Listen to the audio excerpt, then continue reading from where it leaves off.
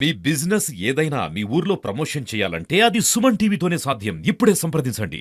ప్రభుత్వం కొత్తగా తీసుకున్న జిల్లాల పునర్విభజన కార్యక్రమము కొన్ని ప్రాంతాల ప్రజల మనోభావాలను దెబ్బతీస్తూ ఉంది. గత ప్రభుత్వం ఏర్పాటు చేసినటువంటి జిల్లాలకు తోడుగా మరికొన్ని జిల్లాలను ఏర్పాటు చేసే ప్రయత్నం చేశారు. అయితే రాష్ట్రంలో ఏ ప్రాంతానికి లేనటువంటి క్లిష్టమైనటువంటి సమస్య ఒక అన్నమయ్య జిల్లాకు ఎదురవుతూ ఉంది. మొదట ప్రభుత్వం నిర్ణయం తీసుకున్నప్పుడు అన్నమయ్య జిల్లా కేంద్రం రాజంపేటకు మార్చాలంటూ ఇక్కడ ఒక ఉద్యమం ప్రారంభమైంది. అనేక సంఘాలు జేఏసీగా ఏర్పడి ఆ ఉద్యమాన్ని ముందుకు తీసుకెళ్తున్నాయి. అయితే ఇప్పుడు కొద్ది రోజులు అంటే 2 రోజుల క్రితం ఏర్పడినటువంటి ఒక న్యూస్తో ఇక్కడ ప్రాంత ప్రజలు తీవ్ర కలవరానికి గురవుతున్నారు. ఎందుకంటే అన్నమయ్య జిల్లా అన్న ప్రస్తావనే లేకుండా ఈ జిల్లాలో ఉన్నటువంటి నియోజకవర్గాలను 3 జిల్లాల్లో కలుపుతూ ఒక ప్రాథమికంగా ఒక నిర్ణయానికి వచ్చినట్టుగా ప్రభుత్వము తెలుస్తూ ఉంది. ఆ యొక్క వార్తతో ఇక్కడ ప్రాంత ప్రజలు కలత చెందారు. అయితే దాని మీద పూర్తి స్థాయిలో ఇక్కడ వ్యతిరేకత వ్యక్తమవుతుంది. ఉద్యమాలకు కూడా సిద్ధమవుతున్నారు. అడ్వకేటు శరత్ కుమార్ రాజు ఆధ్వర్యంలో పెద్ద ఎత్తున రాజంపేటలో ఉన్నటువంటి అన్నమయ్య విగ్రహం దగ్గర నిరసన వ్యక్తం చేశారు. ఎందుకంటే కలియుగ ప్రత్యక్ష దైవం వెంకటేశ్వర స్వామి గొప్పతనాన్ని ప్రపంచవ్యాప్తం చేసినటువంటి అన్నమయ్య అస్తిత్వాన్ని దెబ్బతీసే విధంగా ఇప్పుడు తీసుకున్నటువంటి నిర్ణయం ఉంది. ఆ నిర్ణయం పైన ప్రభుత్వం పునరాలోచన చేయాలంటూ కూడా వాళ్ళు డిమాండ్ చేస్తున్న పరిస్థితి కనిపిస్తుంది. మనతో పాటు ఈ ఉద్యమానికి నాయకత్వం వహిస్తున్నటువంటి అడ్వకేటు శరత్ కుమార్ రాజు ఉన్నాడు. ఈయన విద్యా సంస్థల అధినేత. ఈ ప్రాంతం యొక్క ప్రయోజనాలు మీకన్నా ఎక్కువ ఎవరికి తెలియవు. నిజానికి చాలా కాలంగా రాజంపేట ప్రాంత ప్రయోజనాల కోసం వివిధ దశల్లో వివిధ రూపాల్లో పోరాటం చేసిన వాళ్ళు మీరు. ఈరోజు ఒక క్లిష్టమైన సమస్య మీ ముందుంది. రాజంపేట జిల్లా కేంద్రం చేయాలంటూ మీరు ఒకవైపు ఆందోళన చేస్తుంటే అసలు జిల్లానే లేకుండా తీసేసే ఆలోచన ప్రభుత్వం దగ్గర ఉంది. దీన్ని ఎలా చూస్తారు? ఈ గండం నుంచి ఎలా బయటపడబోతున్నారు? ఇది గండమేం కాదు, చాలా చిన్న ఇష్యూ, సెంటిమెంట్ కూడిన ఇష్యూ. ఇది దాన్ని గండం అనకూడదు. ఇక్కడ జరిగింది ఏంటంటే గత ప్రభుత్వంలో ఒక శాస్త్రీయత లేకుండా జిల్లాలని చేశారు. ఆ శాస్త్రీయత కొరవడింది. ఎందుకంటే బేసిక్గా ఒక అజెండా పెట్టుకున్నారు. ఒక ప్రాతిపదిక జిల్లా చేయాలంటే ఏముండాలి? ఒక ఎంపీ హెడ్ క్వార్టర్స్గా ఉండాలి. ఎంపీ హెడ్ క్వార్టర్స్ స్వతంత్రం వచ్చిన తర్వాత ఆ కేంద్రం ఏదైతే చేయగలుగుతుందో దానికి ఎంపీ హెడ్ క్వార్టర్స్ ఉండాలి. తర్వాత ఒక ఐఏఎస్ డెసిగ్నేటెడ్ ఆఫీస్ ఉండాలి. అక్కడ తాగునీరు సాగునీరు పుష్కలంగా ఉండాలి, అభివృద్ధి ఉండాలి. వీటి ప్రాతిపదిక ఉంటే ఖచ్చితంగా ఎంపీ హెడ్ క్వార్టర్ అంటే దాన్ని జిల్లా చేయాలి. ఇటువంటి మన ఆంధ్రప్రదేశ్లో 25 ఉన్నాయి MPs designated MP head quarter. వాటిని ఖచ్చితంగా చేయాల్సిందే, మ్యాండేటరీ. మరి ఇక్కడ జరిగింది ఏంటంటే వాటిల్లో మీరు చెప్పిన లక్షణాలన్నీ రాజంపేటకు ఉన్నాయి. కానీ ఎందుకు గత ప్రభుత్వం దీన్ని ఇప్పుడు ఇస్తున్నాను పాయింట్కి. మేము రాయచోటికి వ్యతిరేకం కాదు, ఒక ప్రాంతానికి మేము వ్యతిరేకత కాదు. ఎందుకంటే మాకు అన్నమయ్య కల్చర్ ఇచ్చారు.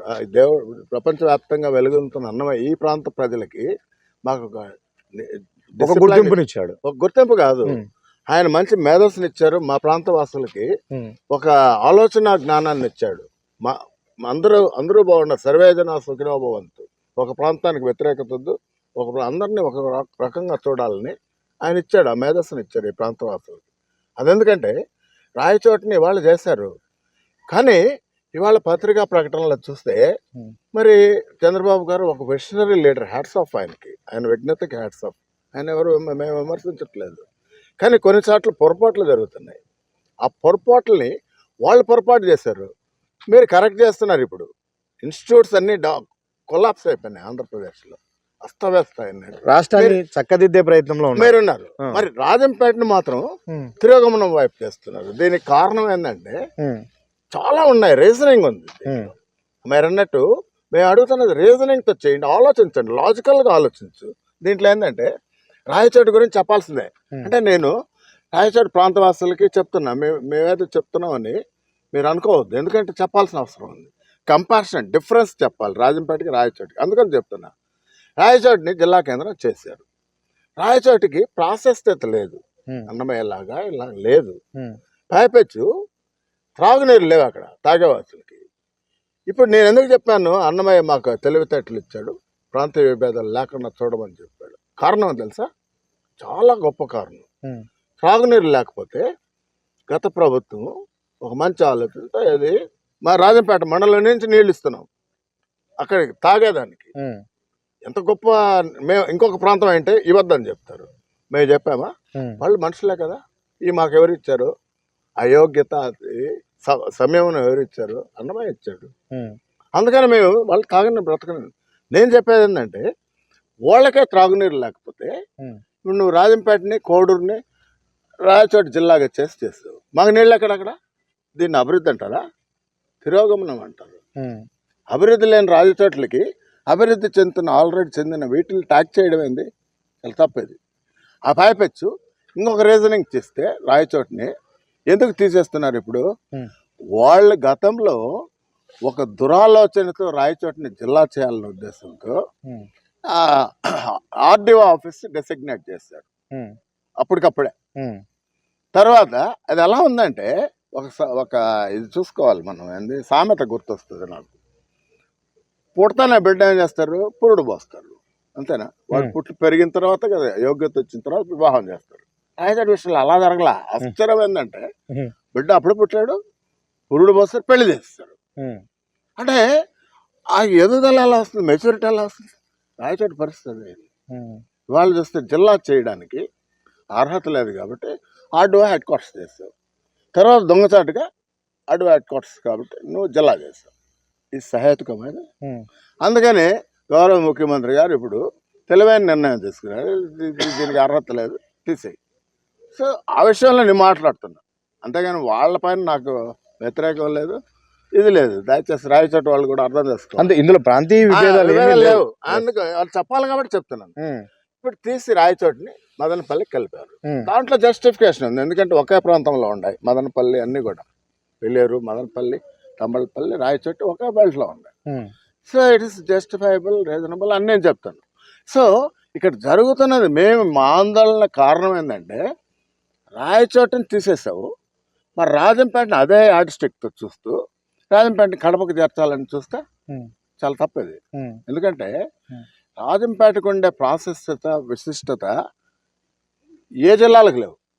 ఇక్కడ చూస్తే రాజంపేటలో పుడతానే ఇప్పుడు 1952లో మనకు స్వాతంత్రం వచ్చిన తర్వాత ఎంపీ డెసిగ్నేటెడ్ ఇది రాజంపేట పార్లమెంటరీ కాన్స్టిట్యూన్సీ. నువ్వు జిల్లా చేయడానికి మెయిన్ ఫస్ట్ అదే క్వాలిఫికేషన్.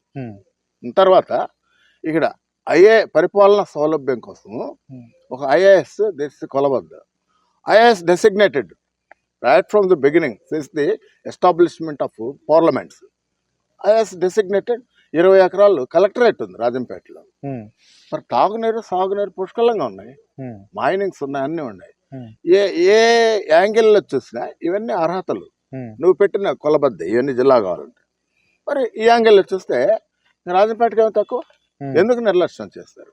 గత ప్రభుత్వం తప్పు చేసింది, దాన్ని ఇప్పుడు మీరు కరెక్ట్ చేయాలి. ఓకే, అందుకు నేను కంపారిజన్ చెప్పిన రాయచోటికి రాజంపేటకి. కాబట్టి ఇప్పుడు మీరు రాజంపేటని తీసేయకూడదు. నెక్స్ట్ అంశం, ముఖ్యాంశం ఏంటంటే ఈ చరిత్ర చూస్తే ఎవ్వరికీ లేనంత అది మాకు సాక్షాత్తు అన్నమయ్య స్వామి ఇక్కడే పుట్టాడు, ఇక్కడే నడయాడాడు, ఇక్కడి నుంచి తిరుమలకు పోయాడు. మరి అన్నమయ్య ఇప్పుడు రాయచోట్ల పుట్టాడా? ఆ రోజు అది కూడా ఒక శాస్త్రీయ తప్పితమే. రాయచోటి కేంద్రంగా జిల్లా ఏర్పడినప్పుడు ఎందుకంటే అన్నమయ్య పేరు పెడితే సెంటిమెంట్లే గమ్మునుంటారు ప్రజలు అన్నది. పేరు మీకు ఇచ్చి జిల్లా కేంద్రాన్ని ఆయన అరువుగా వాళ్ళకి ఇచ్చారు. ఆ రోజు నుంచి అన్నమయ్య బాధపడుతున్నాడు, ఈ ప్రజానికం కూడా అరిష్టమాది, తప్పది. అన్నమయ్యను బాధపడతారు. నేను అన్నమయ్య గురించి మళ్ళా ఒకసారి రిమైండ్ చేస్తున్నా, ఎందుకంటే కలియుగమైన వెంకటేశ్వర స్వామి ఈరోజు ప్రపంచవ్యాప్తంగా మానవాళి సుఖశాంతులతో విరాలు చెందుతున్నారు. కారణం ఎవరు? ఆ వెంకటేశ్వర స్వామి, ఆయన ఆశీస్సులే. ప్రపంచవ్యాప్తంగా ఉన్నారు ఆయనకు భక్తులు, ఆయన పేరు తలుచుకొని భక్తులు. అటువంటి వెంకటేశ్వర స్వామిని 32,000 కీర్తనలు రాసిన గొప్ప వాగ్గాయకారుడు ఆయన అన్నమయ్య స్వామి. సామాన్యుడు కాదు కదా, భగవంత్ సాక్షాత్తు దైవ సంభూతుడు ఆయన. అటువంటి అన్నమయ్య వల్ల ఈరోజు ప్రాచుర్యంలోకి వచ్చాడు. ఆపద మొక్కలు వాడాడు వెంకటేశ్వర స్వామి ఆయనకి. మరి ఈరోజు అన్నమయ్య పేరుని మిగిలిన పేర్లాగా జస్ట్ ఒక చరిత్రకారుడి పేరుని మిగిలిన పేర్లుగా ఆ పేరు తీసేస్తాం, మ్యాప్లోంచి ఈ పేరు తీస్తాం. ఆ లెక్కలకి అన్నమయ్య పేరుని తీసేస్తున్నాం. The people could not digest it. It's a చారిత్రాత్మక తప్పిదం అవుతుంది. నిజంగా అలాంటి తప్పులు చేయకూడదు. ఒక చరిత్రకారుడి పేరుని తీసేయడం ఏంటండి? It's unbearable. సెంటిమెంట్తో కూడిన అంశం. మామూలుగా ఐఏఎస్ అధికారులు ఏం చేస్తూ ఉంటారు, వాళ్ళకి సెంటిమెంట్స్తో అవసరం లేదు, ప్రజల మనోభావాలు అవసరం లేదు ఒక నిర్ణయం తీసుకుంటారు. ఇటువంటి నిర్ణయం ఏంటంటే, సో వాళ్ళు ఏం చేస్తారు, ఒక టెంపరీ, ఇప్పుడు ఈ సమస్య వచ్చింది కదా, జిల్లాల పునర్విభజన ఒక సమస్యలు అన్ని సమస్యలతో దేని తోడకూడదు, ఈ సెంటిమెంట్తో ముడిపడిన సమస్య. ఇప్పుడు ఎందుకో ఈ సెంటిమెంట్ బలవంతమైన, అంటే మీరు అంటున్నారు ఈ తప్పును సరిదిద్దే ప్రయత్నంలో ఇంకో తప్పు జరుగుతుంది. అది బ్లండర్. ఏం బ్లండర్ అంటే, ఇప్పుడు ఒక పేరుని, ఒక చారిత్రాత్మకమైన పేరుని తీసేస్తారంటే ఎవరినో అవమానం చేసినట్టు.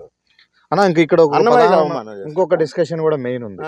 రాష్ట్రంలో ఉన్న ఏ పార్లమెంట్ హెడ్ క్వార్టర్స్ కు జరిగినటువంటి అన్యాయం ఇక్కడ జరుగుతుంది. అవును, అసలు ఇది పార్లమెంట్ హెడ్ క్వార్టర్స్ అస్తిత్వం కూడా కోల్పోతా ఉంది. అవును, దాని మీద ఏంటి అసలు, ఎందుకు ఇంత? అదే ఇది ఎందుకు జరిగిందంటే, గత ప్రభుత్వంలో ఇప్పుడు పిల్లోడు ఏడిస్తే ఏం చేస్తారు, తల్లి వాడికి ఒక బిస్కెట్ వేస్తారు.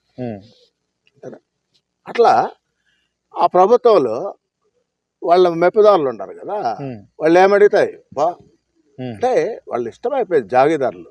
అలాంటి పరిస్థితుల్లో మా దౌర్భాగ్యం ఏంటంటే, రాజంపేట ప్రాసెస్ ఆ కోల్పోవడానికి కారణం ఒక ఐఏఎస్ ఆఫీసర్, అక్కడ పుట్టిన ఆయన సీఎంఓలో హెడ్. ఆయన నాకు కోరిక ఉంది, ఈ జిల్లాలో రాయచోటిలో పుట్టినాను, నా ఆస్తులు పెంచుకోవాలి, రాయచోటిని జిల్లా చెయ్యి. ఇక్కడ బాగా దౌర్భాగ్యం ఏది, అక్కడ పుట్టిన ఆయన అడిగి తెచ్చేయాల. లక్షలాది మంది ప్రజల మనోభావాలతో పని లేకుండా ఒక వ్యక్తి కోరికను తీర్చడం కోసం మరి అదే జరిగింది. రాయచోటి జిల్లా ఎందుకు ఏందంటారు, ఒక ఐఏఎస్ అధికారికి నదిరానాగా రాయచోటి పో జిల్లా చేస్తాం. ఏమండి దౌర్భాగ్యం ఏంటంటే, మేము బయటకు వస్తే అరెస్టులు. ఏం మా ప్రజాస్వామ్య డెమోక్రసీలో మాకు హక్కు లేదా, రైట్ లేదా? మేమేం చేస్తున్నాము, just we are demanding our right, give respect. Why you are not designating Rajampet in spite of having all the qualities? Why you are not designating as a జిల్లా హెడ్ క్వార్టర్? అన్న, ఇప్పుడు మనం మాట్లాడుకుంటున్నాయన్నీ గత ప్రభుత్వంలో జరిగినటువంటి తప్పిదాలు. ఇప్పుడు ఈ ప్రభుత్వం ఆలోచించింది, ఉన్నతంగా ఆలోచిస్తుంది, ఒక అవకాశం మాకు మళ్ళీ వస్తుంది, తప్పని సరిదిద్దుకునే అనే లోపే ఇంకొక ఉపద్రవం వచ్చి పడింది. దీన్ని ఎలా చూడాలి? అదే కదా మేము గౌరవ ముఖ్యమంత్రి గారికి చెప్పేది, మీరు ఒక విషనరీ లీడర్. ఆయన ఎంత విషనరీ అంటే, రేపు గురించి ఆలోచించాడు. అందరూ మనం ఏం చేస్తాం, రేపటి గురించి. మిగిలిన నాయకులు కూడా చాలా తేడా ఉంది చంద్రబాబు గారికి మిగిలిన లీడర్స్కి. Is a visionary, hats off. ఎలాంటి తేడా అంటే, మిగిలిన వాళ్ళు రేపు చూస్తారు, రేపటి గురించి ఆలోచిస్తారు.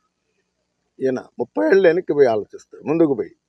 అంటే భావితరాలు బాగుండాలి, ఆ దూరదృష్టి ఉంది.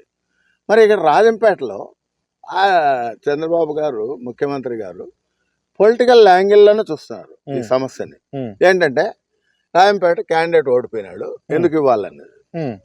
దీంట్లో నేను ఒకటే చెప్తున్నాను సార్, ఇప్పుడు ఓడిపోయినాడు క్యాండిడేట్, సరే కొన్ని కారణాలు చేత ఎందుకు ఓడిపోయినాడు, క్యాండిడేట్ అసమర్థత వల్ల ఓడిపోయాడు. మీరు క్యాండిడేట్ పెట్టారు, క్యాండిడేట్ ప్రజల్ని ఓటు అడగకుంటే వేస్తారా? వాళ్ళకి ఆత్మాభిమానం ఉండదా ఓటర్స్కి? అంతే కదా, మమ్మల్ని అడగలేదు మేము ఎందుకు వేయాలా? అటువంటి క్యాండిడేట్ వల్ల వీక్నెస్ వల్ల పోయింది.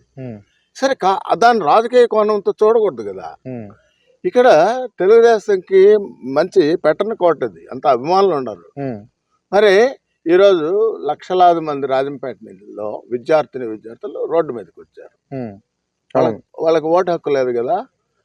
Why they have came to the roads? ఎందుకు వచ్చారు రోడ్డుకి? వాళ్ళ భవిష్యత్తే కదా. మరి ఇప్పుడు నేను ఇక్కడే అడుగుతున్నాను, వాళ్ళ భవిష్యత్తే కదా, వాళ్ళ పేరెంట్స్ కానీ వాళ్ళు కానీ లక్షల మంది రేపు అందరూ ఫ్యూచర్ జనరేషనే కదా. మరి మీరు 30 ఏళ్ళు ఎవరి కోసం? వీళ్ళ కోసం కదా చేస్తుంది. మరి రాజంపేటలో ఆ యాడ్ స్టేక్ ఎందుకు చెప్పలేదు? ఇక్కడుండే విద్యార్థుల డిమాండ్ ఏంది?